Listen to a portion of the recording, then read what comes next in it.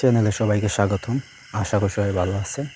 আজকের তাবিজটা হচ্ছে গিয়ে মায়া বশীকরণ তদবির। এটা হচ্ছে গিয়ে মায়া মহাব্বতের জন্য এই মন্ত্রটা।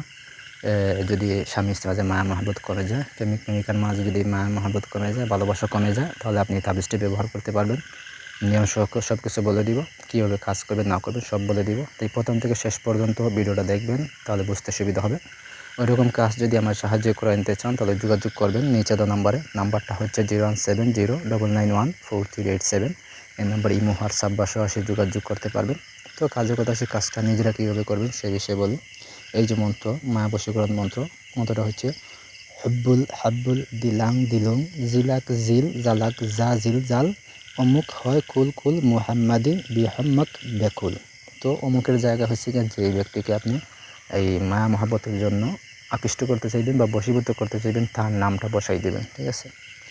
তো এটার নিয়ম হচ্ছে মন্ত্রটি এই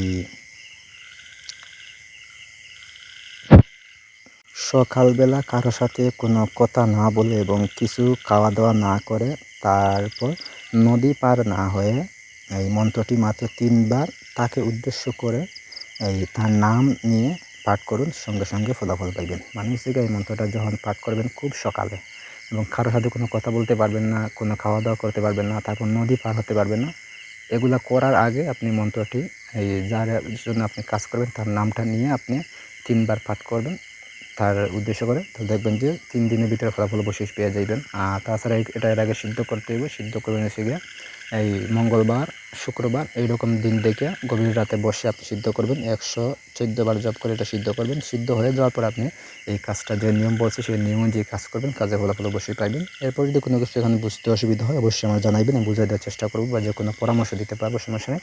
বা যে কোনো কাজের জন্য যোগাযোগ করতে পারেন।